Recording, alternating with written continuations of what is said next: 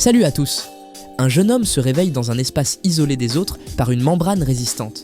La première chose qu'il fait est de tirer quelques photos, les feuilletant jusqu'à s'arrêter sur une ou une jeune femme qu'il appelle affectueusement « mère ». Le garçon pousse l'étagère sur le côté et saute dans le couloir où un autre homme l'attend pour prendre les précieuses photos qui passent de main en main comme un souvenir de la vie passée. Mais il y a une autre femme nommée Mary que Frendon aime et qui n'est pas indifférente à lui. Ce jour-là, elle lui rappelle que sa vraie mère est partie depuis longtemps et que pour la retrouver, il doit s'échapper à travers une brèche dans la clôture. Finalement, Mary lui donne une vieille photo d'un homme nommé Auguste. C'est lui qui aidera Frendon à trouver refuge dans les banlieues de la liberté et à apprendre une nouvelle vie. Frendon se dirige vers la sortie en surface, car son temps de promenade approche, un bon quart d'heure au soleil. Il passe le poste de contrôle et, avec un minuteur de surveillance en main, se dirige vers l'escalier. Il a attendu 27 ans pour une chance de s'échapper et maintenant, il est même prêt à mourir, juste pour ne pas retourner sous la dannétaire. Espérant que les autres se distraient, Frendon court vers le mur de fil barbelé et se blessant les mains jusqu'au sang, le rompt. Il court à travers l'espace ouvert et voit les silhouettes de la ville devant. Il enlève courageusement le minuteur parce que tous les avertissements étaient faux et marche vers le lieu appelé les banlieues de la liberté. Les gens qui passent le regardent avec surprise, mais ne l'arrêtent pas. Glissant dans la saleté, Frendon tombe et un vieil homme se penche sur lui, curieux de ce qu'un jeune homme en combinaison fait là. Il avoue qu'il s'est enfui pour être libre, mais l'ancien rit car il est juste un bruit blanc. Il semble que le garçon n'ait jamais travaillé et probablement ne sait rien de la liberté. Frendon n'est pas d'accord, car il sait qu'avant le règne des corporations, chaque personne était libre. Il a appris à lire grâce aux affiches éparpillées sur la terre commune, et c'était Mary qui lui avait appris à penser et l'avait aidé à fuir. L'ancien observe ses mains blessées et se présente comme Saint Auguste, disciple de l'église de l'information, mais Frendon l'avait déjà reconnu par la photo. En entendant parler de Mary, l'ancien emmène le jeune homme avec lui. Dans une ruelle, il soigne ses mains et raconte qu'il est très dangereux pour les gens libres dans les banlieues, car s'ils sont attrapés, leurs organes seront immédiatement vendus sur le marché noir. L'église d'Auguste collecte des connaissances, pour lesquelles les gens donnent quelque chose en échange. Le jeune homme connaît le travail de la terre commune de l'intérieur, des histoires de personnes, des secrets et des crimes. Pour l'Église, tout est important, mais pour accéder aux registres ecclésiastiques, où il peut trouver sa mère, des cartes spéciales sont nécessaires. La conversation est interrompue par un cri, et une adolescente court vers Auguste, suivie par deux policiers. L'un d'eux dit moqueusement qu'il est temps pour la fille de cesser d'être une enfant. L'ancien déclare qu'elle est sous sa protection, ce qui provoque plus de rires. Puis, le policier sort une arme et tire sur la fille. L'ancien se précipite sur le méchant, essayant de lui prendre l'arme, pendant que Frendon l'attaque avec un bâton. Un autre coup de feu retentit et Auguste tombe à côté de l'enfant morte. Devant le fugitif, toute sa fuite se déroule en caméra inverse et le monde s'assombrit. Quelque temps après, Frendon est amené à un tribunal. Deux policiers, un homme et une jeune femme nommée Vi, placent une chaise à un endroit spécifique et écoutent une voix mécanique annoncer le numéro du cas en attente, tandis qu'un œil monté sur un tube flexible les examine attentivement. Vi est impressionnée, car elle est novice et n'a jamais vu quelque chose comme cela. Son collègue explique que l'appareil utilise des yeux de chevaux ou de vaches parce qu'il fonctionne mieux, et l'œil lui-même est connecté à un cerveau humain réel. Alors Frendon commence à gémir, et l'officier montre à la jeune femme le tube à l'arrière de la tête du condamné. Il est directement connecté à son cerveau et contrôle ses fonctions motrices. À ce moment, un autre écran descend, effrayant Vi. Le grand œil se rétracte, se transformant en visage d'un juge sévère.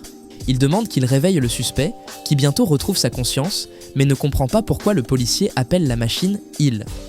Le policier explique que le juge électronique a beaucoup plus de cerveau que l'accusé.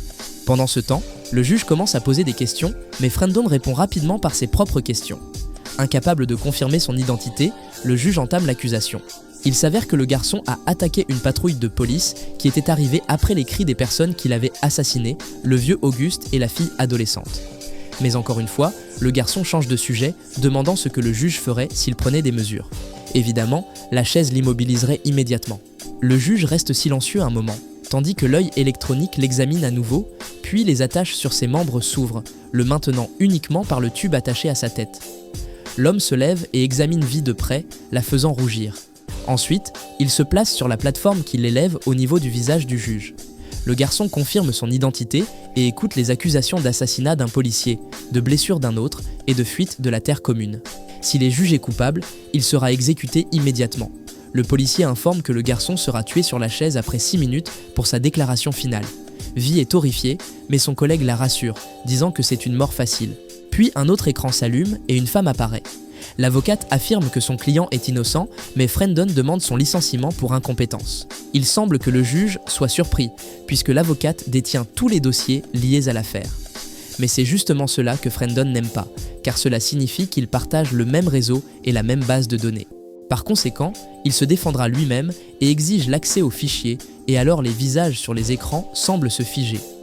Vi attire l'attention sur cela et son collègue est perplexe. Il n'avait jamais vu cela auparavant. L'officier ne comprend pas ce que Frendon fait, et Frendon explique que, si vous pouvez penser, une machine ne peut pas surpasser un humain, et il espère beaucoup retrouver sa mère, et puis, soudainement, il demande à Vi d'où elle vient.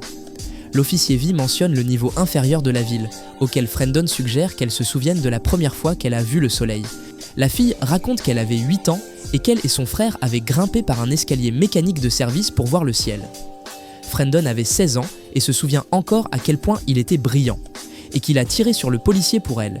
La fille est stupéfaite, car elle ne sait pas comment interpréter ces mots. Mais alors, le tribunal reprend conscience et annonce que le garçon peut voir les jurés. Bien qu'ils soient des milliers et qu'il lui faudrait 1 mois entier pour les voir tous, le procès doit se dérouler le plus rapidement possible.